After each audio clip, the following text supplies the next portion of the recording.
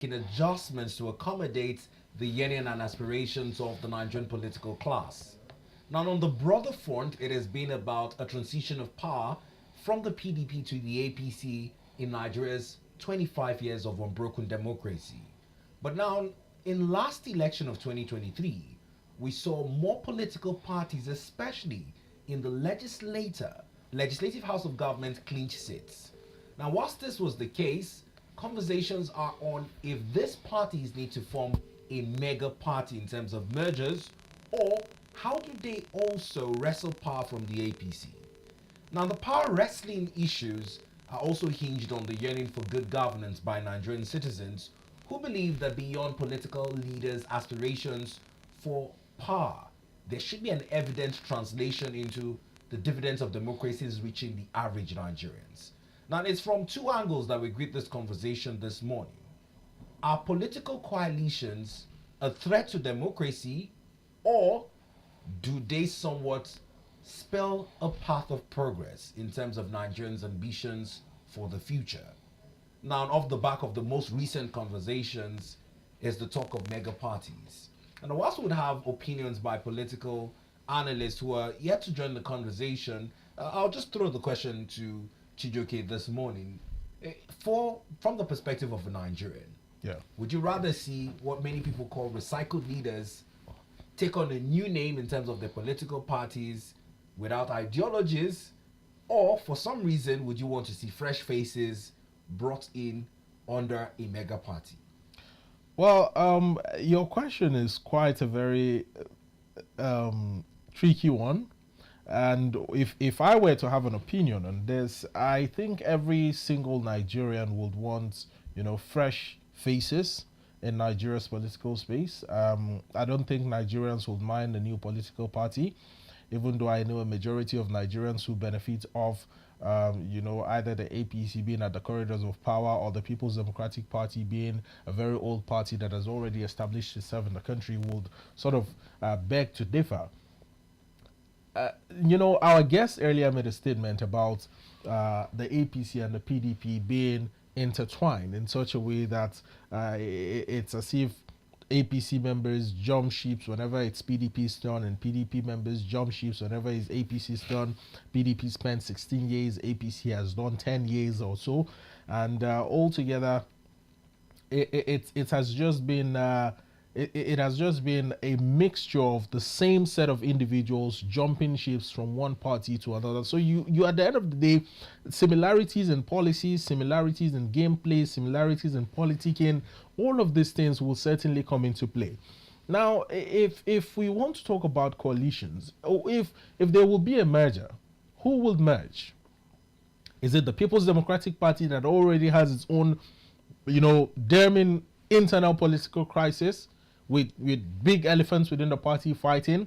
How on earth will the PDP be able to come together, fix its house, put its house in order, put their heads together, and even agree to merge with another political party when they have not been able to solve their own internal issues? If we are talking about Labour Party, at first, Labour Party came with a lot of steam.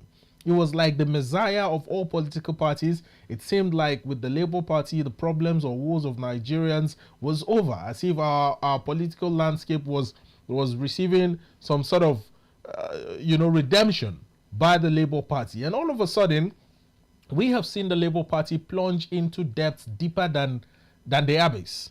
Because at this moment, the Labour Party has lost more members in the last couple of months or in the last 1 year than it has gained members in the last 5 years. This is very true. We saw what happened in Kano State with the All Progressives Congress sweeping through PDP, the Labour Party, NNPP, and other political parties. So it's not entirely out of place to want a merger or to want a coalition ahead of 2027, but who is going to agree to a merger? Peter Obi wants to be president. Alhaji Atiku Abubakar wants to be president. Rabiu Kwankwaso wants to be president. Every single person who is leading an opposition party wants to be president. Who will be the who will be the presidential candidate, and who will be the running mate, even if there is a merger? These are all questions that we need to ask ourselves. And if we take a look at the NNPP very critically, NNPP only has one governor in Nigeria, the governor of Kano State. That came about, I beg to say though, but came about accidentally. So NNPP does not even hold enough political power to say that they can disrupt the political affairs of the country and unseat the All Progressives Congress. Now, away from that, if we want to unseat, or if we want all these opposition parties to form a coalition and unseat the All Progressives Congress, ask me, to what end? What has the APC done wrong that these other parties have not done? What has the APC done in the last 10 years that the People's Democratic Party did not do, or did not also do wrong in the first 16 years of the inception of democracy in Nigeria? What has the Labour Party done for any state in Nigeria? Talking about NNPP, what has the NNPP also done? It's also in a state of disarray at the moment. Members are leaving in droves, leaving the NNPP, leaving the Labour Party, leaving the People's Democratic Party, switching to the All Progressives Congress. Why? I believe that it is because they are seeing a futile effort being put into all these other political parties, and they want a place where they can be able to stay, to carry out their assignments, to ensure that the work that they are doing is seen. And they are humans. You cannot blame them for wanting to be, or for wanting to fraternize themselves with the ruling party or the party at the corridors of power. Everybody wants power. So you cannot relegate yourself to the background by staying in a political party that has not shown any strong move or any strong dominance in Nigeria's political space, and expect to excel as a politician in the country. Well, thank you very much for this interesting perspective as we form a background for the conversation. We're also going to be joined virtually by the ED of the Electoral College Nigeria, the Executive Director, Kunle Lawal, who joins us virtually from Lagos this morning. Good morning to you, Mr. Kunle. How are you? Good morning, and it's a pleasure to be on the show. Well, thank you for taking our time to join us. Let's dig into this conversation. And just like my colleague here had said, it's a question of what Nigerians are aspiring for and what is obtainable, especially considering the high cost of running for elections. Now, many are talking about the need for a mega party, the need for clear outlines in terms of party ideologies, but it's from two sides of the table this morning. Is it a path to progress? Would this somewhat threaten democracy? Are we at the verge of having a one-party system? What, in your opinion, is Nigeria's best chance of remedifying this situation when it comes to the conversation of party coalitions? Thank you very much. But first and foremost, I think I have to set it out that political parties are just vehicles to elected office and nothing else. Now, in Nigeria, we've made a mistake with the way, from the roots of. I'm going to handle the problem from the roots. So basically, in Nigeria, in other countries, and that's with thriving democracies, what happens is that parties sponsor candidates, and then those candidates get in and then put down their ideologies when they're in elected office. But what happens in Nigeria is you make your money, you put your money in the party, and then the party gets to become, you get into office, and the party takes the party of course takes a back seat, and then the candidate who of course has done everything not following party ideologies.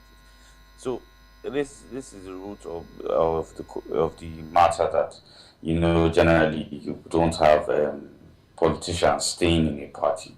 Now, as regards coalitions are necessary for democracy, especially when you have an incumbent government.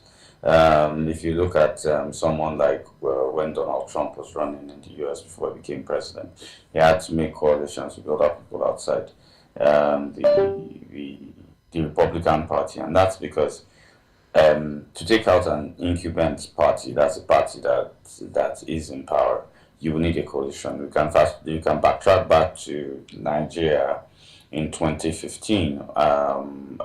President Muhammadu Buhari versus then President Goodluck Jonathan, and it was a coalition. The APC itself was a coalition of multiple parties that came together.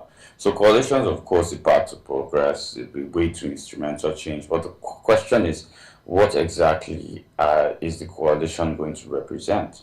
what exactly will the coalition be formed for. Like, if you remember, the APC was more or less formed to oust President Goodluck Jonathan. And if you notice, the first like 2 or 3 years of them in power was kind of a struggle because they were built to take out President Goodluck Jonathan.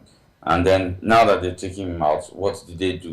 What could they handle with their economy? So I would say the APC didn't even metamorphose into being a political party or a force to reckon with till about 2018, and they had been in power for 3 years. So I think coalitions are good, but what exactly is the coalition going to stand for? I think that's what's key in addressing these issues. Now, what's the coalition going to stand for is the big question on the table. I agree with you, Mr. Lawal, but also let's take a look at it from the impact or the influence of all these, opposition parties at the moment and the troubles that they are currently facing. Now, the major three that we have on the table would be the People's Democratic Party, the Labour Party, as well as the NNPP. Now, we have seen a recent massive shift in terms of defections from all these three political parties and many more to the All Progressives Congress, especially in Kano State, where historic 40,000 defections happened, much recently. Do you think that at this point, these political parties even still have strong structures within them to be able to reach out to another political party to form a coalition? Yes, I haven't been a party man myself at the time, and I think it's fully possible that a coalition is still inevitable if anyone is going to go against President Bola Ahmed Tinubu with the hopes of yanking the baton of leadership through elections. A coalition will have to be necessary. I believe most of politics is based on interest. So today, 40,000 may sway this way. Tomorrow, a policy can get everybody against the president. It's the way politics works. 3 days is a long time in politics. 1 week is 2 years in politics. So I believe the coalition is still possible. It will just take some people cutting their egos down, some having to work with others they didn't want to work with. But if they say the country is in a dire state, as they critically claim, I think that they should be able to bury egos and move forward with the coalition or the decision they take. Because as you look at it, I don't think any of the parties that are within strength, and that's the crossing the 1 million margin in 2023 elections. That will be the NNPP, Labour Party, and the PDP. I don't think single-handedly they will be able to upturn the APC and its rise to clinch power again in 2027. Many are also talking about the process in which parties find their standard bearers. Now, many have talked about it from the angle of, is it the candidate's ideologies, much like you said in your opening statements, or is it the party's ideology? For you, which is most prominent? Do you think that Nigerians are more compelled by the individual or by the party? First and foremost, we have a serious deficiency with our political parties, and here's the deficiency. For a country of 200 million, no party, I think, can boast of a 1 million membership register. And what's most critically shocking, which is worse, is that we don't care about the primaries. So we are not yet practicing a democracy in Nigeria. What I think we are still handling is a selection process, because these people are picked by usually the indirect form of primaries, which involves delegates. And most of us do not participate in party affairs, so you don't even know how these candidates are achieved. So even the question of is it the candidate's ideology or the parties is not even called to play, because the people who make these selections are just ready to be bought over as the market. I've run for office before also, so I know how it is. It's just a marketplace, and it's never about. And then now Nigerian voters, because a lot of CSOs and etc. have only screamed, vote, vote, vote is your right. They are now being limited. They're now being limited to just picking, from a selection already made for them. So I don't know. As regards primaries, I don't think we are even getting primaries right. So we can't even begin to mention whether it's the candidate's ideology or it's the party's ideology. Because let's be honest, the delegates just pick based on who can pay a better price and who can offer something better. That's what it's always been, and that's the chink in our armor in our democracy. Because for a democracy to function critically, we're supposed and will or are supposed to have um, people participating in party primaries. We know what goes on in the Republican primaries and the Democratic primaries in the US, and we don't know what goes on in our own primaries. So for me, that question, even before you get to answer it, you have a major problem. Now, this major problem of under participation of Nigerians in party politics, especially with no party, in your words, being able to boast of a membership of over 1 million, with a country of over 200 million in its population, especially with the youths holding sway to a large demographics of these numbers. How can Nigeria, I know we've had the not too young to run bill some time back in the past, how can Nigeria as a country engender and foster increased participation of youths in party politics? Well, there's been a lot of work being done by a lot of CSOs, including the Electoral College Nigeria, which has been, to political literacy and educating them to a point where they are able to participate in party politics. We've also helped critically to infuse people within political party structures and, try to train them and show them that the basis of a democracy actually starts at party level. It's not about voting. There's a lot more that good.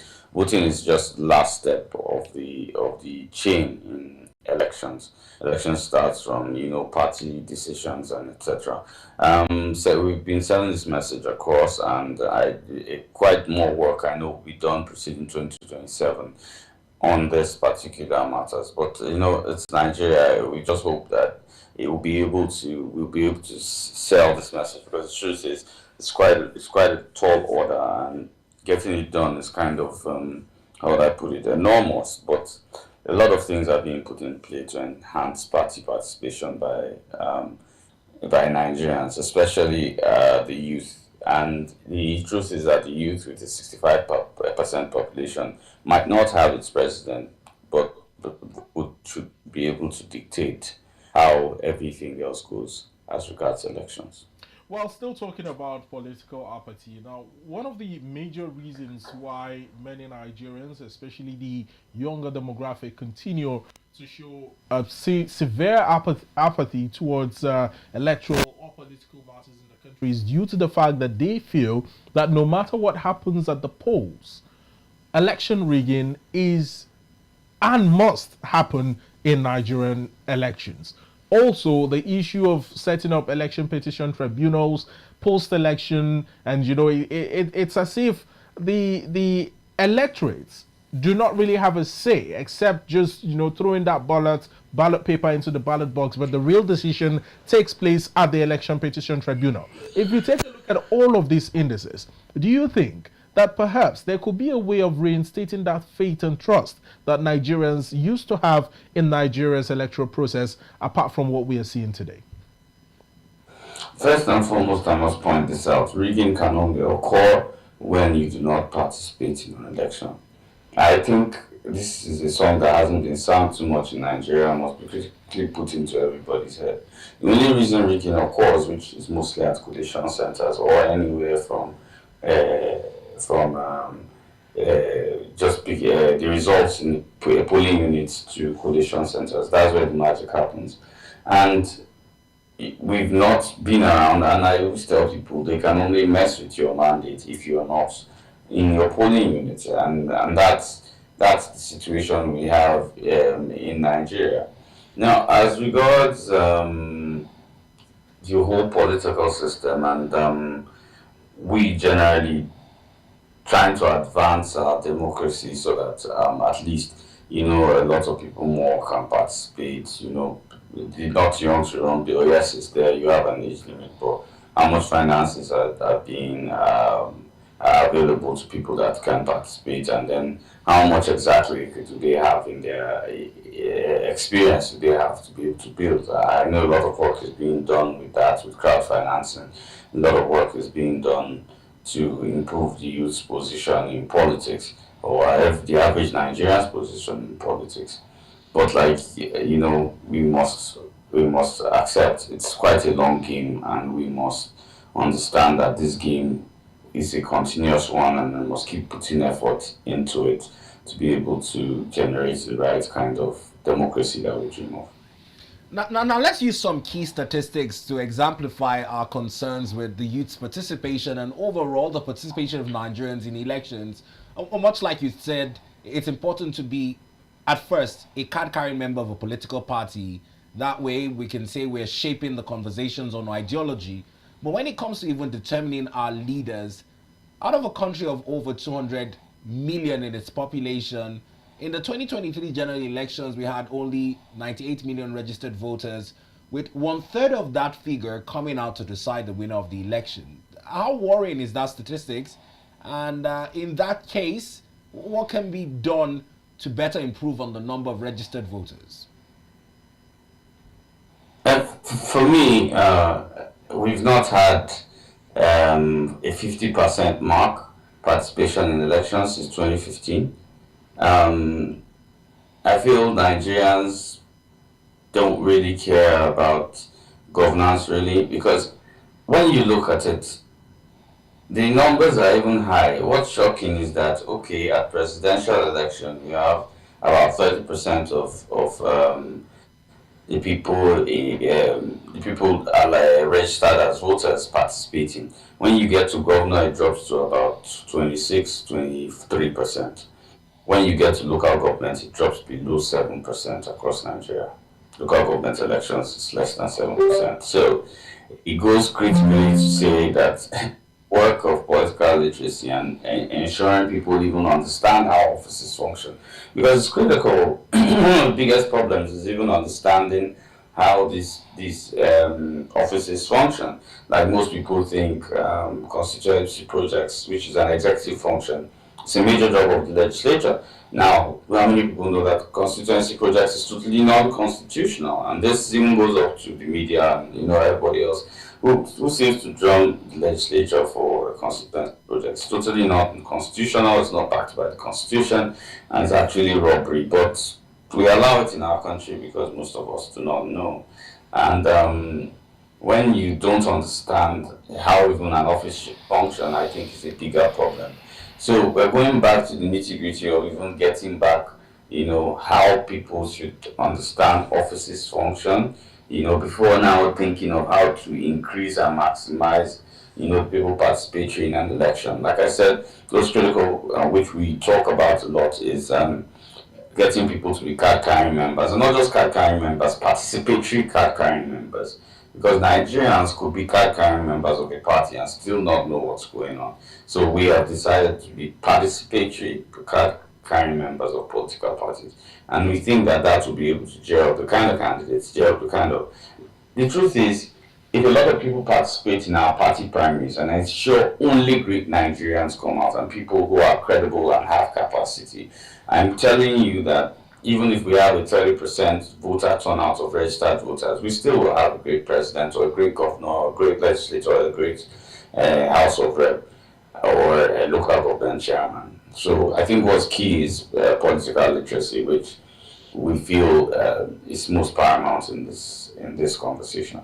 Well, in keeping with political literacy and ensuring that we keep, Nigerians abreast with recent happenings in our political space. Recently at a function, a former Rivers State Governor and, former Minister of the Federal Republic of Nigeria, talking about Rotimi Amechi, made quite some very strong statements about Nigeria's political space and democracy, where he cited that politicians can kill, maim, and destroy just to remain in power. Now, while we continue to advocate for inclusion in politics and try to wipe out, voter apathy or political apathy in Nigeria's climb, and then you have leaders of such caliber making such blatant statements at functions, at public functions, and the statement has quite gone viral. 2027 is just around the corner. Do you think statements like this will sort of dissuade voters from going to the polls?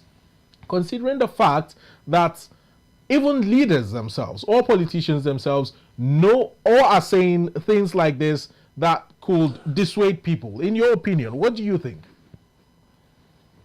Well, I clearly think that politicians all over the world will kill, maim, and destroy for votes. It's not a Nigerian thing; it's actually a worldwide thing. So you can't mask it and say, "Oh, this only happens in Nigeria." If you look at politics across the world, they're ready to. You watch the American election. Come on, that was beneath the bar. I think we even have a lot to learn from our own democracy, and I say this publicly.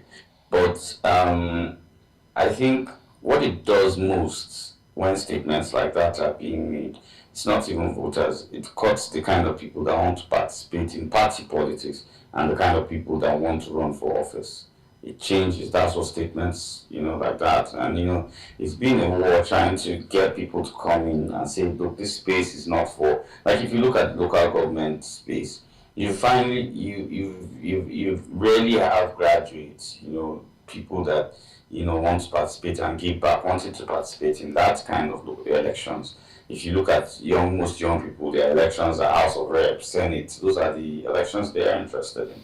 So you need statements like this keep making running for office at maybe the local level quite stressful and strenuous. Yeah. And that's a thing on, especially when you're trying to bring people into the sphere and statements like this are emanating, they will want to run back out.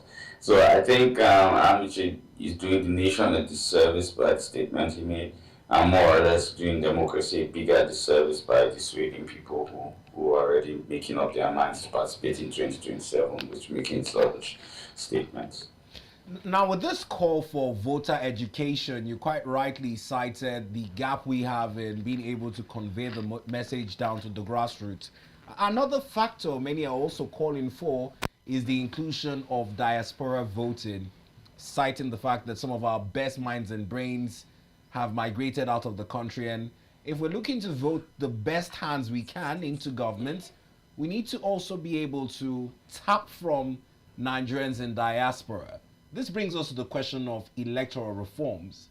I don't know if you as a CSO have some electoral reforms in line with this, or what would you propose in getting the best outcomes from Nigerians even outside the country towards contributing to democracy we enjoy back here at home? I've always been very vocal beyond reasonable doubt. I've always been very vocal about my support for elections. I believe it's cheaper.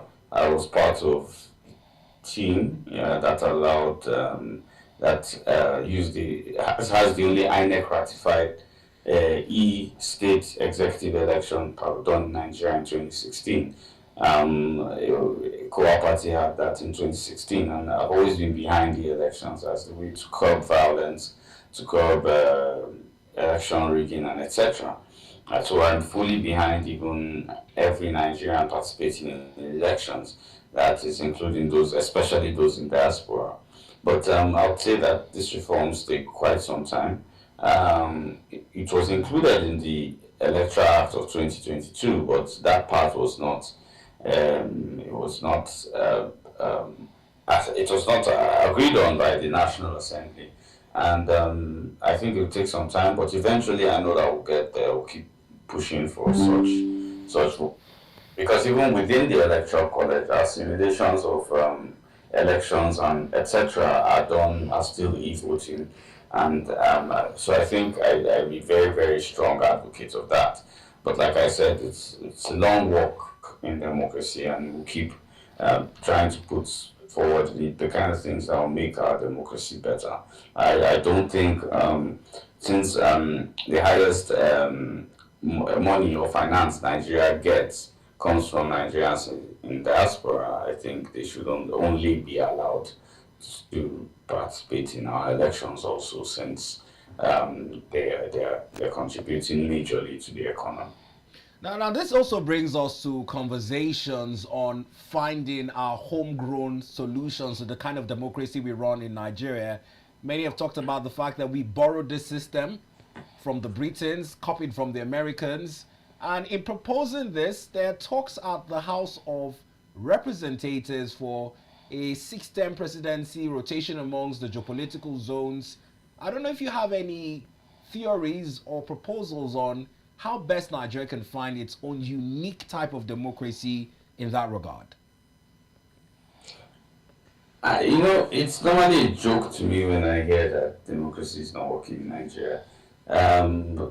For me, we've left the rules of democracy and created a culture of democracy. And culture is defined, of course, by as the way of life of a people. So we don't follow the laws of a democracy, but we've created a culture and then it's not working, and then now I want to blame everybody, change the system. I don't believe in rotational presidency. I never have, never will, and this is because it undermines the being Nigerian part. So it's more or emphasizes tribes and etc. than being Nigerian. Now let's look at it. What exactly has federal character ever achieved in Nigeria? We have a law that says somebody should come from this place or somebody should come from that place. In the end, we don't get. So I'd rather focus on meritocracy and looking at everyone as a Nigerian than the conversation of let's rotate presidency. I think a 6-year term is also not so intelligent. One time 6-year term, so must be stuck with you for 6 years. I believe 4 years is fine, and if we're not getting the dividends of democracy from you, I think people should have the right to boot you out. We don't have to take 6 years of your pain. I don't think this would be very intelligent. But like I said, we've already mortgaged our rights to the National Assembly. So watch what their takes are on that. But I will tell you, I strongly disagree. On mortgaging our rights to the National Assembly, just before I allow my colleague chip in, the talks of having an amendment to the Constitution to allow for a referendum so as not to be seen to be mortgaging our rights to the National Assembly has also been greeted with conversations on how many of the bills have also been put to public imputes or even public hearings, and who are the Nigerians who actually, from CSOs who are mostly invited, vet some of these bills and say, you know what, in public confidence, Nigerians support this and that. What do you make of this? First and foremost, I would say to the times I've been invited, I've done best for the country. I can't speak for others. Secondly, every bill has always been open to open hearing. Nigerians are not concerned. The last constitutional amendment, proposed constitutional amendments, I was part of the team that moved around a bit, and the attendance, even though we screamed and begged, Nigerians didn't care. And when those things happen and then eventually things that affect them are being changed, they will now start screaming blue murder and etc. So you can't blame politicians in this entire game. I believe it's a 50-50 thing. The society, the electorate is just as much to blame as the politicians in the game for the position Nigeria is in right now. Well, let's talk about external interference in Nigeria's internal democracy. We recently saw a move that has been met with applause and a little bit of clapback, where the European Union recently stated that it's in the middle of a project, to support Nigeria's democracy and governance with a sum of 19 billion euros, as well as ready to also engender more cooperation needed between it and Nigeria. Now, the EU also stated that its cooperation with Nigeria will not only be in monetary terms, but would also deploy other members of its diplomatic community to follow the development of elections at federal or state levels in the country. Now, ahead of 2027, what does this mean for the country at a time when INEC's integrity is also being questioned as to its sincerity when it comes to polls? What do you make of this? Well, the EU has always critically supported Nigeria democratically, not starting today. I think we gave quite a chunk of INEC's budget in 2023 and 2019. The EU has been very, very focused on Nigeria's elections, but I would say critically, we as a country must try to be how do I put it, private and transparent with our own elections. I would say with what INEC has always put out as budgets, I think the budgets for elections in Nigeria are clearly overinflated. There's provision for dogs. We've never seen dogs. The provision of dogs in INEC's budget. We've never seen dogs anywhere. I think there's lots that needs to be done. I do not really, as much as yes, I appreciate the EU's support, and I would say a lot of CSOs gain from the EU support. I would say I look forward to seeing the day Nigeria will be able to conduct its own elections privately and with respect and dignity. And it's because we don't do this that there's a lot of support for democracy in Nigeria. As regards external influences, we're a big country with the most populous black nation in the world. It's only Nigeria doesn't yet understand its power and its position in the Committee of Nations, because if Nigeria fails, the entire black race fails. Nigeria wins, the entire black race wins. And I don't think our foreign policy and our direction tends to pay attention to this, but like I said, I wish less external influence when it comes to our elections or our move in governance as a nation, because sovereignty is key to every nation. One thing that stood out for me in your earlier comments was your query of federal character principle in Nigeria and the fact that most Nigerians would only continue to see between the lines of ethnicity and religion when it comes to the matters of elections and choosing candidates.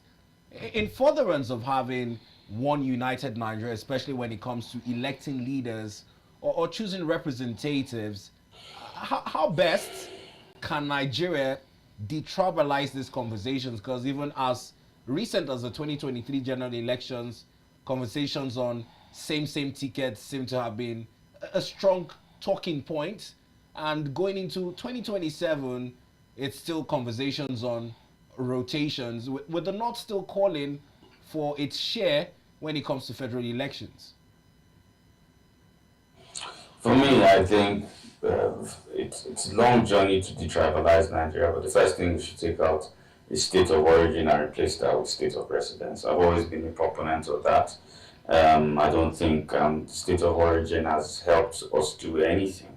It's just been, I don't know, it's been a circus, and anybody in Nigeria will attest to that. So I believe state of residence is key. We should also be able to have one singular. I wouldn't even mind if paging was made our official language, so that we could all interact and see ourselves from one position, because something common we all have. And I think it should be played down the tribes. Yes, I respect we have a rich culture, and I think that this makes Nigeria, a very great country, but we cannot also place culture above humanity.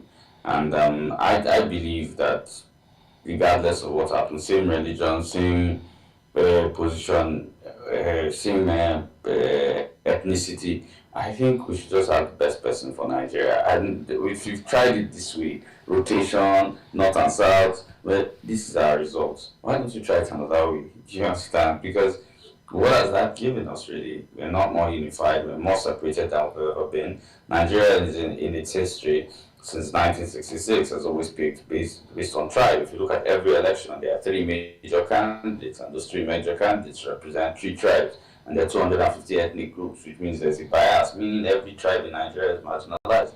So the truth is, we need to get out of that ethos, I must say, before we can move forward as a country. Now ahead of 2027, what should Nigerians be expecting? It is about to be yet another election year, and every 4 years in the country, Nigerians go to the polls with the hopes that their fortunes might change. Should we be optimistic going to the polls ahead of 2027, or should we wait, as the APC has said, till 2031? I don't see anything changing. That's from now. I've looked at the political landscape, interfacing with political parties. I don't think anything's going to be different. It's going to be more of the same. I know that there will be a little more competition Yeah. in the Senate and the House of Reps. Okay. Nigeria seems to have demystified that. Regardless of, we have the largest house we've ever had, 8 political parties in the National Assembly. Even across governors, we have 5 political parties, in power in Nigeria. So I think they've demystified that. Nigerians are just still afraid of demystifying the president. I don't know why, whether it's a military dictator head. But anyway, I think it will be a run for money when it comes to governor and lower cadres in this thing. But I don't see presidency going any much different, because you have the feelers. This 2025, you have the feelers already, and it seems status quo will most probably remain. Well, the indicators and pointers are quite tilting towards the fact that the statements of the presidency about no vacancy at the presidential villa till 2031 might just be true. Yeah, it's clear, and they're aware that there's no strong opposition yet, and nobody has gathered up. But let's not be quick. The APC was formed December 2014, I think, finally, and it took power by February. So we could just look forward and say maybe something might happen. But as of now, as of where I stand now, I don't see anything changing my presidency. Though I know there will be a run for money at different levels, governor, House of Reps, State House of Assembly. It's going to be interesting. I look forward to that. But as regards presidency, I don't yet see a significant answer. One of the major questions that has been, or one of the major questions that has been on the minds of many Nigerians, including myself, is this incessant need for a change or a shift in power at the presidential level. Calls for coalition, calls for mergers or whatnot.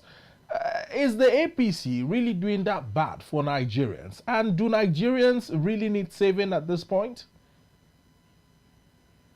Well, if you look at the economy of Nigeria in the last few years, there's no kind of measurement that you would apply that would make the APC look good, no matter even if you decided to start counting from negative. And for me, I think that has been that should be a reason for merger. But like I said, for mergers or acquisitions to take out the APC. But like I've said, we're lost in translation with people's egos.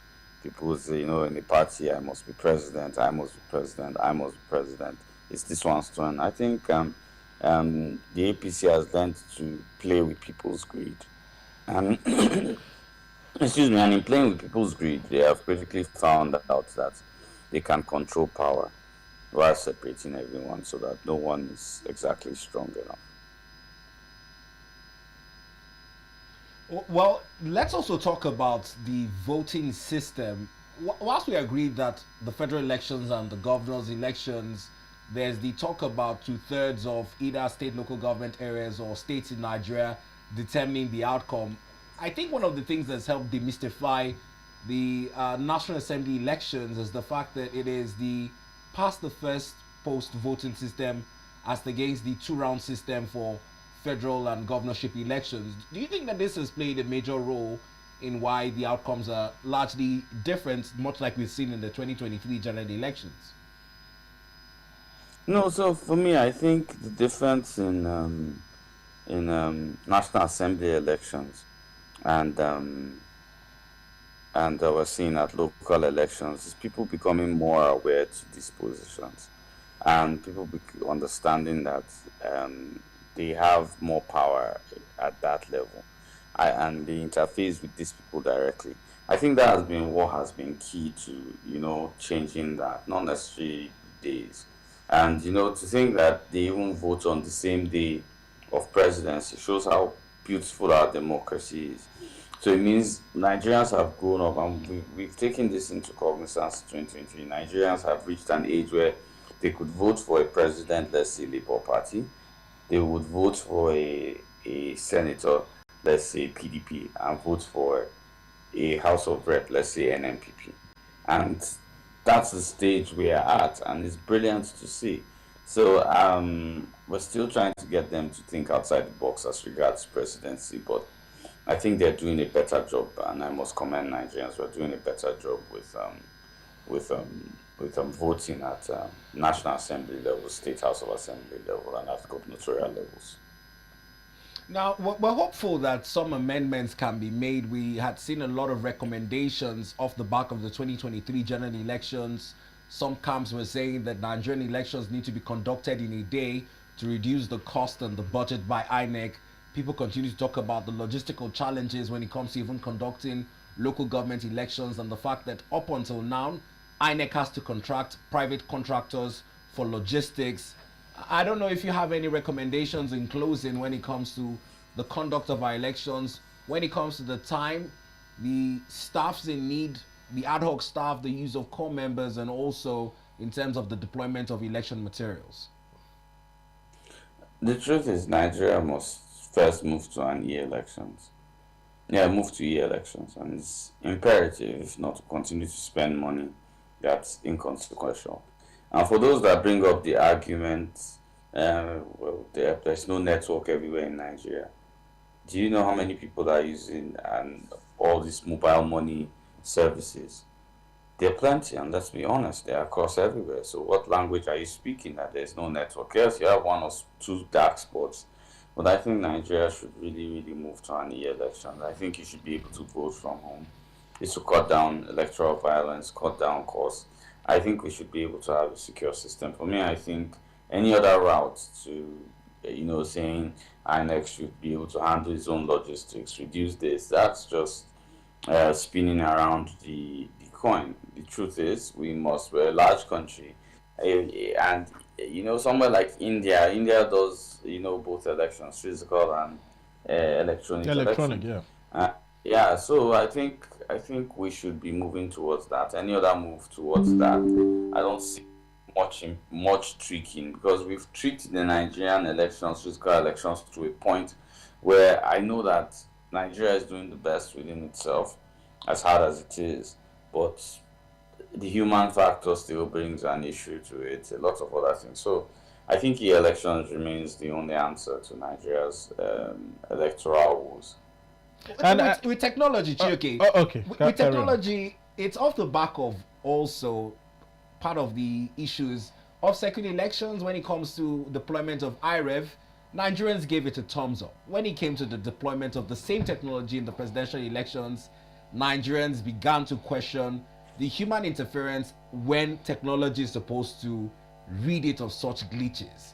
I don't know what the case can be made for that issue with the IREV and transmission of results in real time, because I believe that's one of the best promises Nigerians were hoping would instill public trust in the process. What do you make of that experience and how it can be bettered going forward?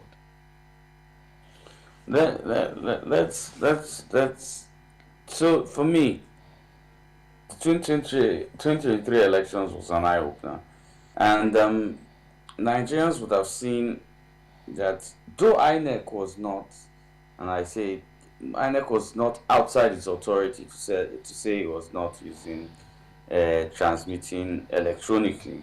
INEC in the Electoral Act, I can't remember the exact subsection, it clearly states that INEC has the power to use any method of transmission it deems fit.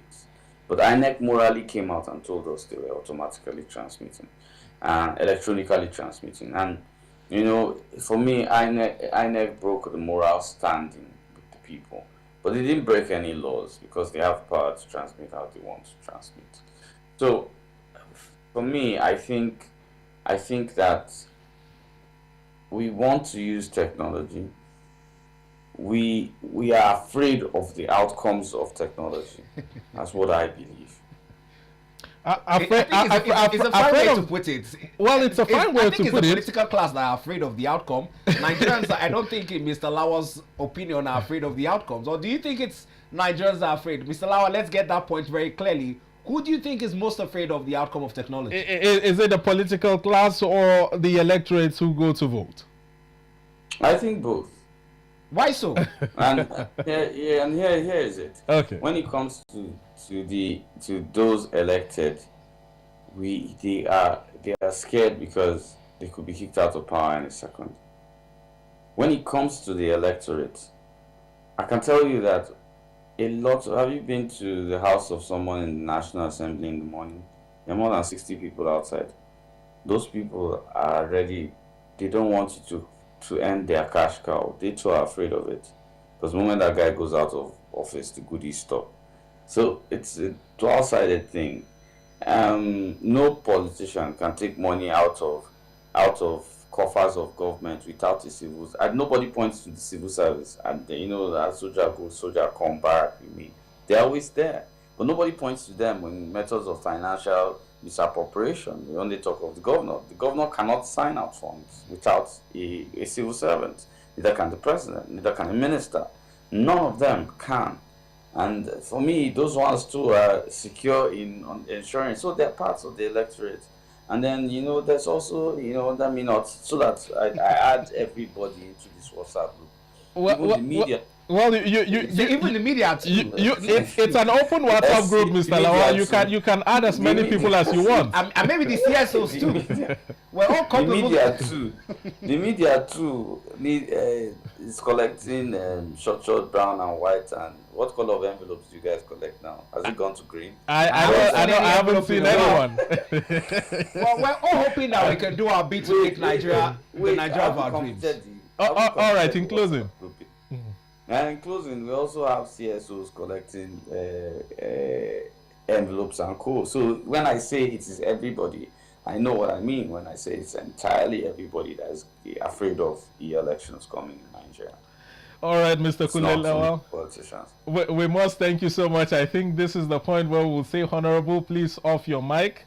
It's been a pleasure having this conversation with you on the program. Hopefully we'll have you again next time to delve deeper into other political matters. Thank you very much, and it's been a pleasure to share the time with you. Thank you.